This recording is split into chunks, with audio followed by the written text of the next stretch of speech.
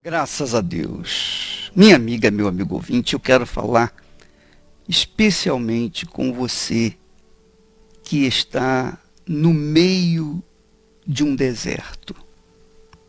Você se encontra no meio de um lugar que não tem nada, é inabitável. Não há água, não há sombra, não há casa, não há nada que possa trazer um conforto para você. O deserto é um lugar inóspito que faz, no entanto, a gente aprender a vida, aprender as lições da vida. O deserto é a melhor universidade do mundo, porque ela forma para a vida. Ela dá uma formação profissional excelente para a vida. É nela que nós aprendemos a humildade, a paciência, o domínio próprio, o respeito aos seres humanos, o respeito aos animais, o respeito às circunstâncias que nós vivemos.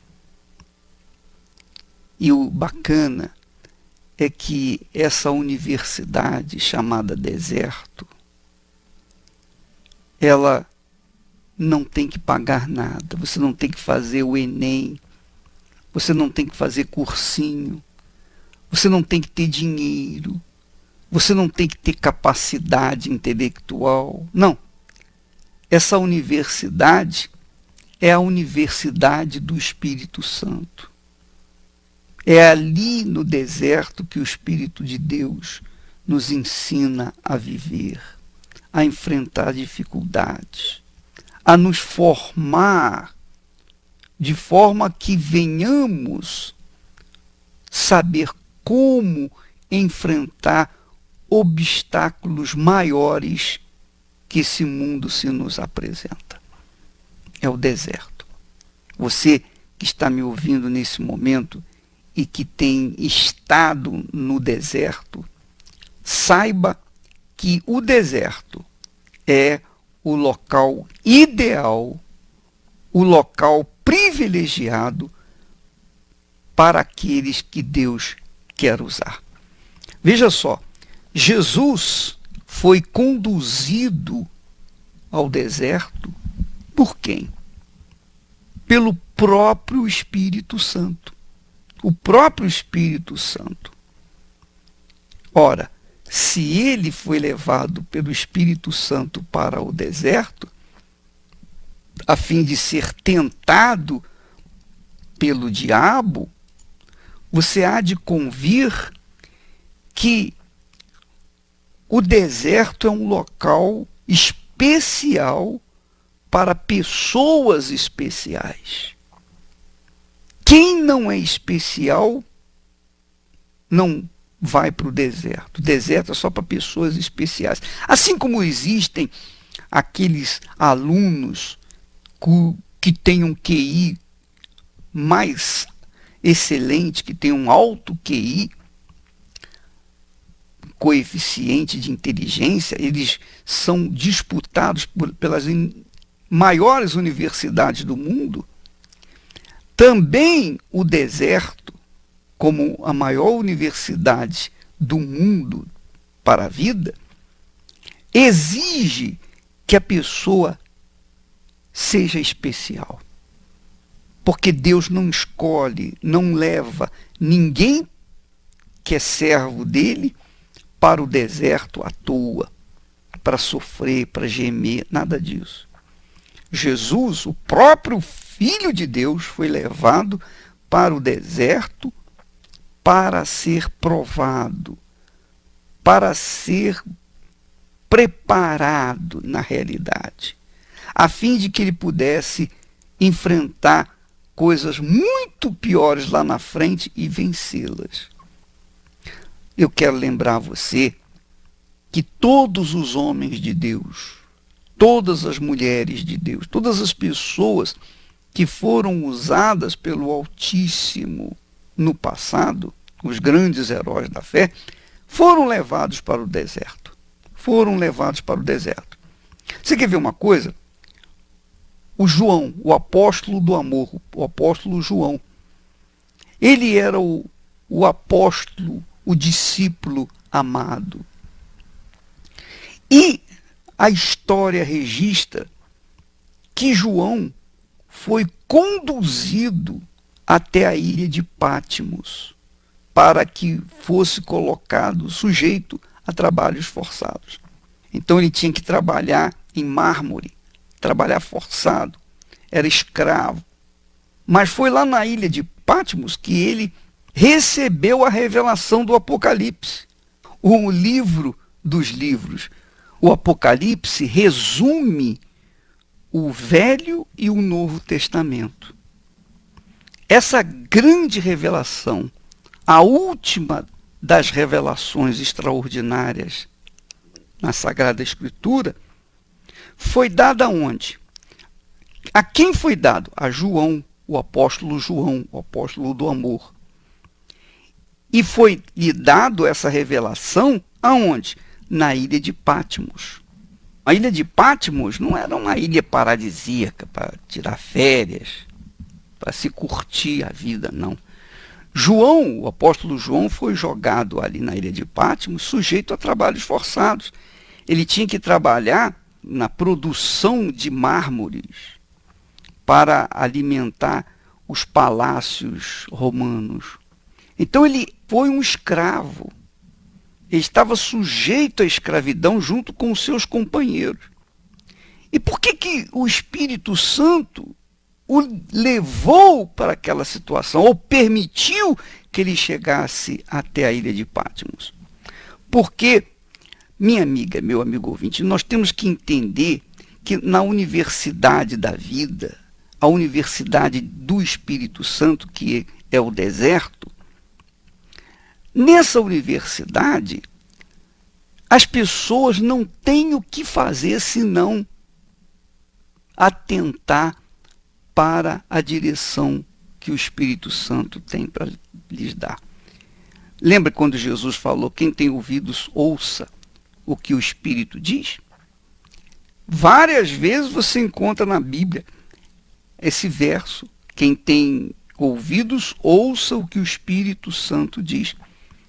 Mas como a pessoa pode ter ouvidos nas cidades, no meio do balbúrdio, das distrações, da internet, da televisão, enfim, da mídia em geral? Como que uma pessoa pode ter uma revelação ou uma instrução? Como que ela pode ouvir a voz de Deus quando o sol está a pino, ela está numa praia legal, curtindo? Não dá, não dá. Quando a pessoa está no meio da vida boa, digamos assim, da vida confortável, ela não tem ouvidos para ouvir a voz de Deus. Ela tem ouvidos para ouvir as distrações, tem olhos para ver as distrações que lhe aparecem. Então Deus aproveita os desertos para levar os seus servos, para que então eles venham aprender a vida, serem formados para a vida. Então, Jesus foi levado para o deserto pelo Espírito Santo. João, o apóstolo João, foi levado ao deserto pelo Espírito Santo. Por quê? Que é a ilha de Patmos. Porque ele queria revelar, Deus queria revelar a sua vontade através dele, revelar o Apocalipse para a humanidade através dele. O apóstolo Paulo, lá em Romanos, diz que nós não devemos nos gloriar apenas ou somente na esperança da glória de Deus, na revelação de Jesus Cristo como nosso Senhor e Salvador. Não. Mas também nos gloriamos nas próprias tribulações. Que são as tribulações? São os desertos. Você está vivendo no deserto, você está sofrendo, você está chorando, você está ferida aí no deserto, está sedenta, está faminta. Minha amiga, meu amigo ouvinte, Deus permite que nós sejamos levados aos desertos para que nós venhamos a aprender. Tem alguma lição especial para nós. Por isso que o deserto é para pessoas especiais. O rei Davi disse: foi-me bom ter passado por problemas, por tribulações, para que te conhecesse. Então, Jó também. Você vê que Jó era um homem íntegro, reto, temente a Deus e que se desviava do mal. E ele era um homem riquíssimo, o mais rico de todo o Oriente.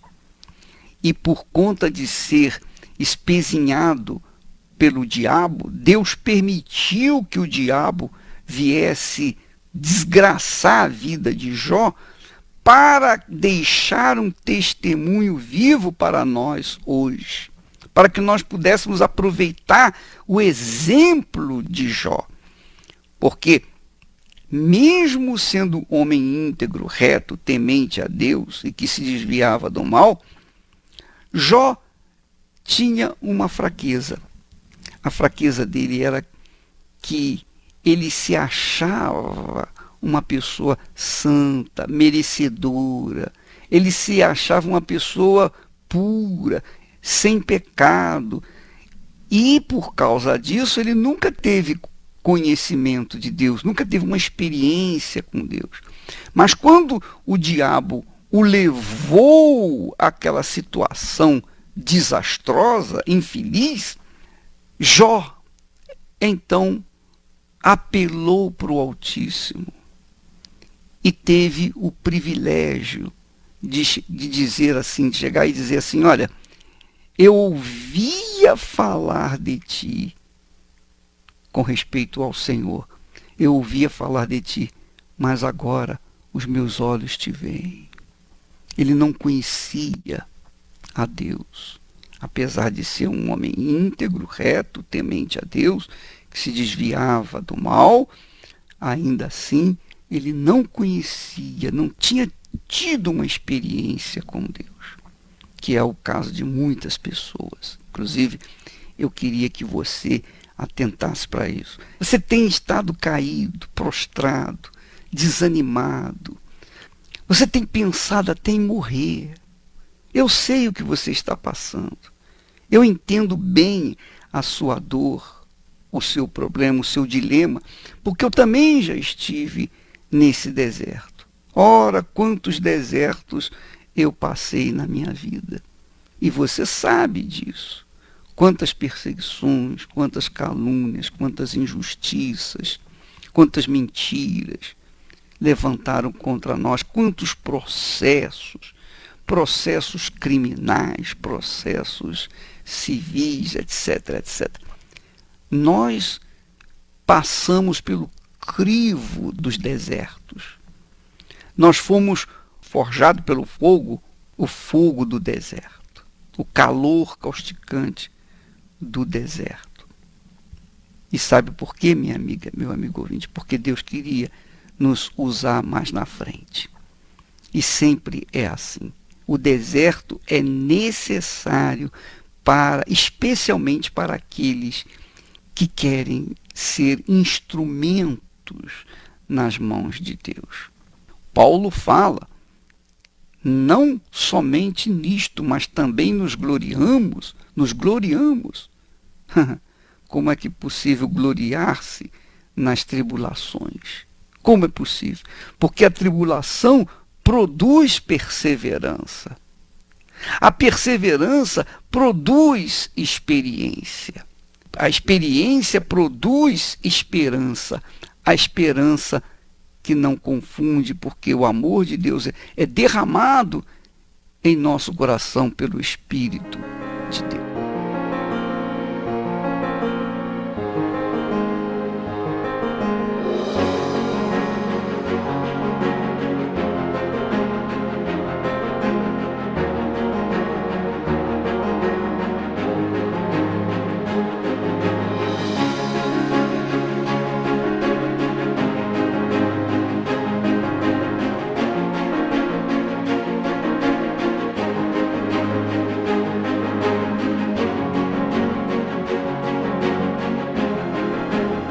minha amiga, meu amigo ouvinte, eu disse inicialmente que, apesar do deserto ser um lugar inóspito, é o deserto que nós aprendemos a vida, a viver pela fé. Nós aprendemos a depender de Deus. O deserto é uma universidade que ensina humildade, paciência, domínio próprio. Por exemplo, nós vamos ter nesse sábado, e inclusive eu estarei participando juntamente com o bispo Renato Cardoso, do Intellimen. É uma reunião especial para os homens, neste sábado, às 10 da manhã. E nesse Intellimen, o Renato tem trabalhado no sentido de levar aos homens uma consciência de fé, uma fé inteligente, uma fé que venha realmente depender de Deus, porque fé não tem nada a ver com religião, fé tem a ver de uma dependência de Deus, você depende de Deus, você aprende a depender de Deus. E o deserto é um lugar excelente para isso. Então nós já tivemos várias reuniões com os homens, apenas para homens, e nós vamos ter essa reunião especial neste sábado, às 10 da manhã, aqui no Templo de Salomão, justamente para orientar. E veja só o que aconteceu na vida desse rapaz, esse testemunho que nós vamos colocar agora. Veja só o que aconteceu na vida dele. Veja como alterou a vida dele, interferiu na vida dele, para melhor, claro, o que foi feito através desse trabalho do Intellimen. Vamos ouvi-lo. Meu nome é Wellington Santos, tenho 30 anos, sou casado e tenho participado dos encontros promovidos pelo projeto Intellimen. Inclusive, estive no encontro do ano passado, no Dominai. E esses encontros têm me ajudado da seguinte forma: eu era um homem orgulhoso, não enxergava meus defeitos, e eram muitos, era um marido displicente, não dava atenção para minha esposa, dava mais atenção aos meus amigos, passava muito tempo na internet acessando coisas que não eram para minha edificação, com certeza era uma tremenda perca de tempo. E tudo que acontecia na minha vida eu sempre culpava alguém, eu nunca me culpava. Se um exemplo, eu esquecia alguma coisa em casa, eu culpava minha esposa, se alguma coisa desse errado, eu culpava sempre alguém, mas eu nunca conseguia enxergar em mim os defeitos. Depois que eu comecei a participar desses encontros, participar do projeto, minha vida vem melhorando a cada dia. Hoje eu sou um marido melhor, hoje eu sou um homem melhor, atencioso com a minha esposa, tenho tido cuidado com a minha saúde, tenho deixado de ser meu marido frio, grosso com a minha esposa.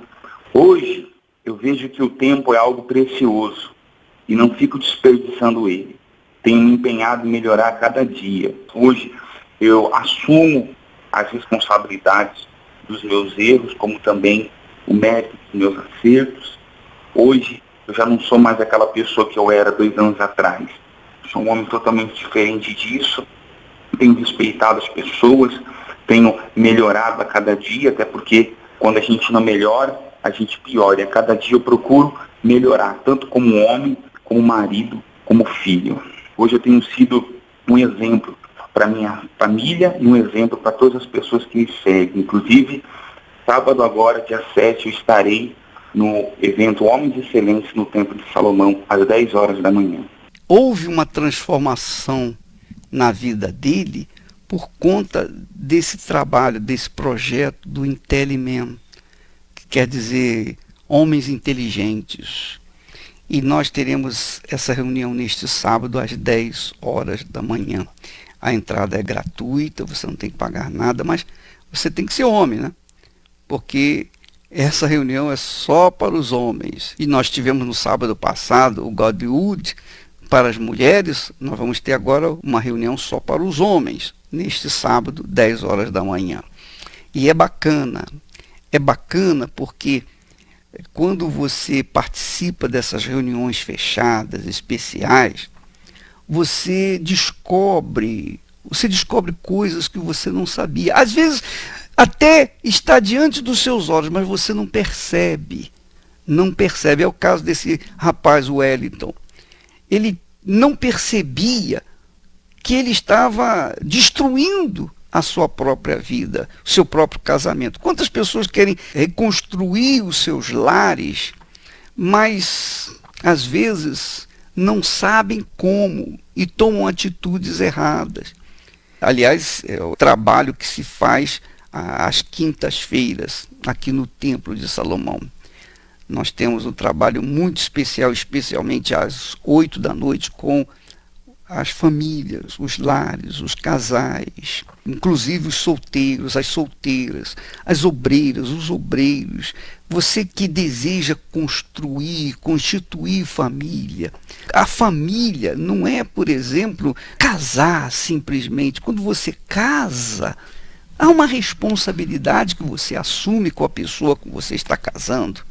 Casamento não é simplesmente juntar dois corpos. Não, você é uma trindade. Você tem corpo, alma e espírito. Quando você casa, o seu corpo casa com a pessoa, com o corpo da pessoa que você casou. Mas a sua alma também casa com ela. E o seu espírito se junta com o espírito dela. Então, essa trindade que você é, quando casa com a trindade, com a pessoa que você está casando, há um compromisso que forma vocês dois uma só carne. Então você se torna um só espírito, uma só alma, um só corpo com aquela criatura. É assim que eu vejo o casamento. Casamento não é simplesmente juntar duas pessoas que se amam. Não. Há responsabilidades, há atribuições que o casamento exige. Por exemplo, sacrifício dele, sacrifício por parte dela. Os dois têm que sacrificar. Os dois têm que estar vivendo em harmonia. Se por acaso o casamento não der certo, então, olha, é difícil ser feliz. Mesmo sendo ou estando na fé. É muito difícil. Eu tenho afirmado e tenho crido e tenho exercido isso. Não há forma de você ser feliz, completo, perfeitamente feliz, se você está na fé, mas não tem um casamento adequado, um casamento feliz. Depois do nosso casamento com Deus, depois da nossa aliança com Deus, a coisa mais importante na vida do ser humano é o casamento com outra pessoa. É o seu casamento, o seu matrimônio. Não há nada mais importante. Não tem filho, não tem pai, não tem mãe, não tem ninguém. Primeiro, Deus. Depois, o casamento, que é o que eu tenho colocado em prática. Na minha vida, primeiro é o meu Senhor, o meu Deus. Em segundo lugar, vem a minha esposa. É assim que funciona, é o meu casamento. Porque se o meu casamento vai mal, eu vou mal. E como é que eu vou poder estar bem com Deus se eu, dentro de mim, estou mal no meu relacionamento matrimonial? Então, minha amiga, meu amigo ouvinte, às quintas-feiras nós tratamos desse assunto. O bispo Renato, juntamente com a Cristiane, os dois tiveram experiências traumáticas, experiências cruéis, mas foram desertos que eles foram levados. Eu creio que o Espírito Santo os levou ao deserto.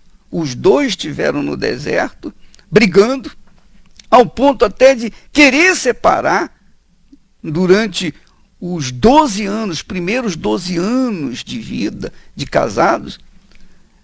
Foram levados para o deserto e lá no deserto aprenderam como sobreviver. Como viver um em função do outro. Então, hoje, o que eles passam para as pessoas não é apenas teoria, não é uma conversa, não é uma filosofia. Não, eles passam aquilo que eles vivenciaram. Eles vivenciaram isso. Tiveram experiências pessoais. Então, minha amiga e meu amigo ouvinte, quinta-feira é dia em que nós tratamos da família, do casamento, mesmo você que é solteira, solteiro, você deve participar para você saber de antemão o que o casamento espera por você. O que vai acontecer num casamento, o que acontece num casamento, porque você ouve falar de casamento, que pessoas que estão se divorciando, pessoas que casam e descasam várias vezes, e você até tem medo de casar. Por quê? Porque você não sabe, você não tem ciência da profundidade, da importância do casamento. E o casamento é para abençoar o casal, não é para amaldiçoar, não é para fazê-lo sofrer. O casamento não é um deserto, mas às vezes a pessoa é levada ao deserto para aprender a viver o casamento. Então é isso que o Renato e a Cristiana estão fazendo aqui às quintas-feiras, às 8 da noite. E você pode participar, aprender, tanto na sua vida conjugal, saber como se comportar junto ao seu marido, junto com a sua mulher. Você vai aprender a tirar proveito do seu casamento, para que ele venha fazer você feliz, curtir o seu casamento. Porque não tenha dúvida, minha amiga, meu amigo ouvinte, você pode até trocar de marido, de mulher, tantas vezes quanto você quiser, mas vai chegar o dia em que você não vai ter mais condições de trocar, porque aí já era. É ou não é? O corpo já envelheceu, já murchou, ficou como um maracujá de gaveta, aí ninguém quer você, aí já era. Então aproveite enquanto você pode. Prepare-se para o casamento. É um ato de fé. É um ato de fé. Você vai investir no seu casamento. Mesmo que o Dom Juan ou o príncipe encantado não chegou, ou a princesa não chegou, mas você vai se preparar para que você possa casar e fazer um casamento de acordo com a sua fé. Eu lembro que eu era solteiro, não conhecia a Esther ainda, mas eu via problemas na minha família, eu via casamentos dos meus irmãos mal casados, etc.